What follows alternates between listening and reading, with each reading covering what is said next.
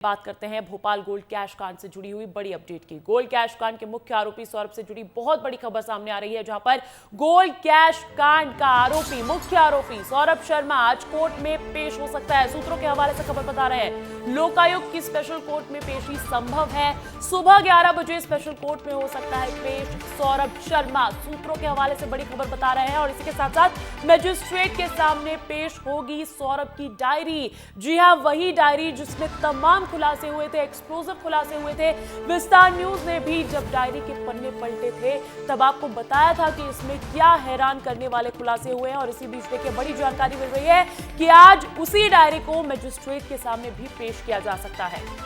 और इसी बीच देखिए एक और बड़ी खबर आपको बता दें, इसी गोल्ड कैश कांड से जुड़ी हुई लोकायुक्त ने सौरभ को गिरफ्तार कर लिया है। जी हां, अंदर खाने से यह भी जानकारी मिल रही है। सूत्रों के हवाले से बहुत बड़ी खबर मिल रही है कि लोकायुक्त ने सौरभ को गिरफ्तार कर लिया है। लोकायुक्त सौरभ को साथ में आज कोर्ट ला सकती है। एक तरफ आपको बता रहे हैं कि आज कोर्ट में पेशी संभव है, सुबह 11 बजे के आसपास का वक्त बताया जा रहा है। तो दूसरी तरफ सूत्रों के हवाले से यह भी खबर है कि जांच एजेंसीज ने शायद सौरभ को गिरफ्तार कर लिया है और जांच एजेंसीज के साथ ही सौरभ आज कोर्ट पहुंच सकता है। इसी बीच देखिए एक और बड़ी खबर आपको बता दें, इसी गोल्ड कैश कांड से जुड़ी हुई तीसरी बड़ी खबर है ये लोकायुक्त की स्पेशल कोर्ट में आज पेश करने वाली है। और देखिए दुबई के बाद भारत में ही घूम रहा था सौरभ। हैरान करने वाले खुलासे हुए हैं क्योंकि देखिए लगातार कल से जब से आवेदन पेश हुआ है कोर्ट में तब से जानकारी मिल रही है कि जांच एजेंसीज को और भी इनपुट मिला है। और उस पर बहुत बड़ी जानकारी ये मिल रही है कि भारत के अलग अलग राज्यों में ही घूम रहा था सौरभ शर्मा। एक हफ्ते से ग्वालियर में था सौरभ शर्मा, पत्नी के साथ उत्तराखंड और वैष्णो देवी भी गया था। तो देखिए जहां जानकारी मिल रही थी कि विदेश में घूम रहा है, फरार चल रहा है, दुबई में मौजूद है, तो इसी बीच एक और नया इनपुट सामने ये आया है कि वो देश के अलग अलग राज्यों में था, ग्वालियर में था एक हफ्ते से। सूत्रों के हवाले से बड़ी खबर आपको ये बता रहे हैं पत्नी के साथ उत्तराखंड और वैष्णो देवी भी गया था। सूत्रों के हवाले से बहुत बड़ी खबर। एक तरफ आपको खबर ये बता रहे हैं कि आज सौरभ शर्मा की कोर्ट में पेशी हो सकती है, तो दूसरी तरफ अंदर खाने की जानकारी ये भी हाथ लगी है कि हो सकता है कि जांच एजेंसीज ने सौरभ को गिरफ्तार कर लिया हो और आज जांच एजेंसीज की टीम के साथ ही सौरभ पहुंचे। अब आपको यह भी बता देते हैं कि आखिर सौरभ शर्मा केस की पूरी टाइमलाइन क्या रही है, क्योंकि यह जानना बेहद जरूरी हो जाता है कैसे सौरभ शर्मा एक बहुत बड़े घोटाले, एक बहुत बड़े गोल्ड कैश कांड का मास्टरमाइंड बनकर उभरा। ये पूरी टाइमलाइन जो है 19 दिसंबर से शुरू होती है। सौरभ शर्मा के घर पर आईटी की छापेमारी पड़ी थी और देखिए 11 करोड़ रुपए और 54 किलो चांदी बरामद की गई थी। 19 दिसंबर को ही मेंडोरी जंगल में एक इनोवा कार भी मिली थी। कार से 54 किलो सोना मिला था। 11 करोड़ कैश बरामद किया गया था। गाड़ी से सौरभ की एक डायरी भी मिली थी और वही डायरी पर आपको यह भी जानकारी दे रहे हैं कि आज उसी डायरी को मजिस्ट्रेट के सामने भी पेश कर सकती है, क्योंकि देखिए कोर्ट ने डिमांड रखी है। 20 दिसंबर की तारीख आपको बताते हैं। गाड़ी मालिक चेतन गौर से पूछताछ की गई। चेतन ने खुद को सौरभ का सहयोगी बताया, करीबी बताया और लगातार पूछताछ की गई। और 22 दिसंबर 2024 को डायरी में 100 करोड़ के लेन देन का खुलासा हुआ। आप सोचिए 1 करोड़ नहीं, 2 करोड़ नहीं, 100 करोड़ का लेन देन। कितना बड़ा ये घोटाला निकलकर सामने आया है। सभी 52 आरटीओ से उगाही के सबूत भी मिले, जो चेक पोस्ट थे, जो आरटीओ थे, वहां से वसूली के सबूत भी मिले। हफ्ते दर हफ्ते कितनी वसूली की जा रही थी। और देखिए 23 दिसंबर आया। 23 दिसंबर को ईडी ने सौरभ और चेतन के खिलाफ केस दर्ज कर दिया और कार में मिले सोने की डीआरआई से जांच भी शुरू करवा दी गई। 25 दिसंबर 2024 को आरटीओ में सौरभ शर्मा की नियुक्ति को लेकर बड़े खुलासे हुए। फर्जी अनुशंसा पत्र के साथ नियुक्ति के भी आरोप लगे, क्योंकि देखिए बहुत सारी जो गलतियां हैं वो उसकी नियुक्ति में भी पाई गई थी, अनियमितता उसकी नियुक्ति में भी पाई गई थी।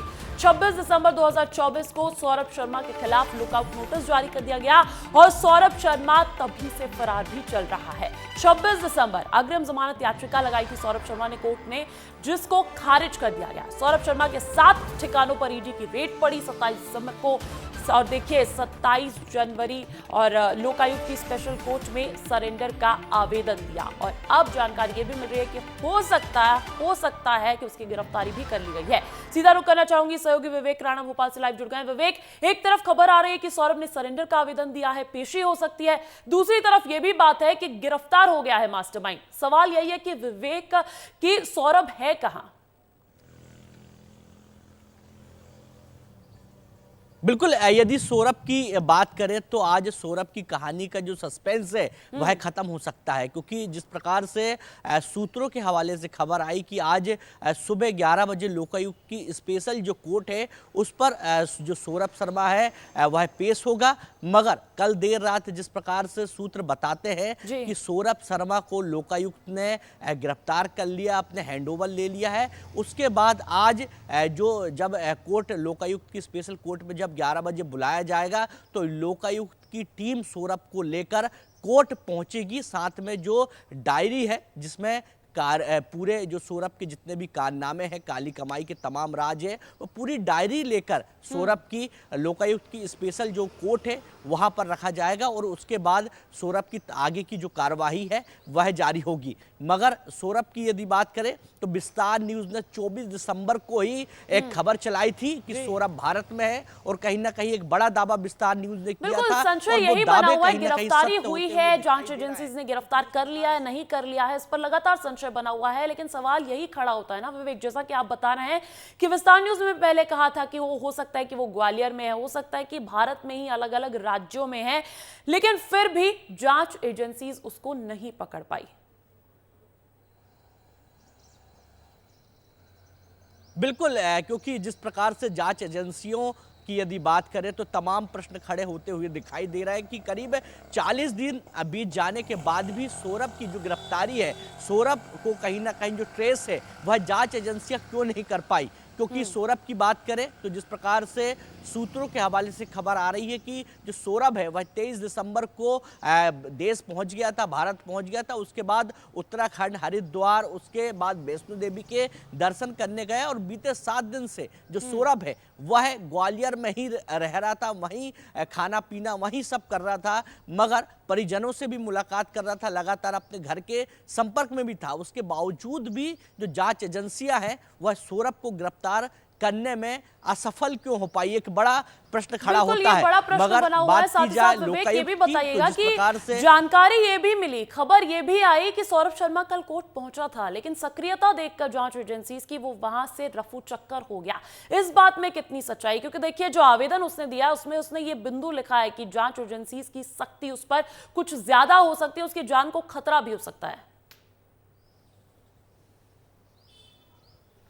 बिल्कुल, यदि कल के घटनाक्रम की यदि बात करें तो जब खबरें सामने आई उसके बाद से ही जिला कोर्ट पे सनसनी फैल गई थी। मगर देर रात जब सूत्रों ने पुष्टि की कि सौरभ शर्मा आया था, करीब बात की जाए सौरभ शर्मा की तो करीब 20 मिनट तक मजिस्ट्रेट के सामने बैठा रहा, वकील के साथ आया था। जो आवेदन है उस पर कहीं ना कहीं उन्होंने सौरभ शर्मा ने साइन किया। साइन करने के बाद लोकायुक्त की जो टीम है वह पहुंची थी और लोकायुक्त की टीम के सामने सौरभ को गिरफ्तार भी कर लिया गया था। और बात की जाए डायरी की तो डायरी को लेकर जिस प्रकार से मजिस्ट्रेट ने साफ कर दिया था कि कल इसकी जो सुनवाई है वही होगी, जिसके बाद सौरभ को आज लोकायुक्त की जो टीम है बिल्कुल खबरें तमाम है, खबरें ये है कि गिरफ्तार हो गया है, आज पेशी हो सकती है, लेकिन एक सच्चाई, एक कड़वी सच्चाई ये है कि जांच एजेंसीज अभी तक ढूंढ नहीं पाई, सरेंडर करने की नौबत आई 40 दिन से एक फरार मुख्य मास्टरमाइंड आरोपी की। बहुत बहुत शुक्रिया विवेक।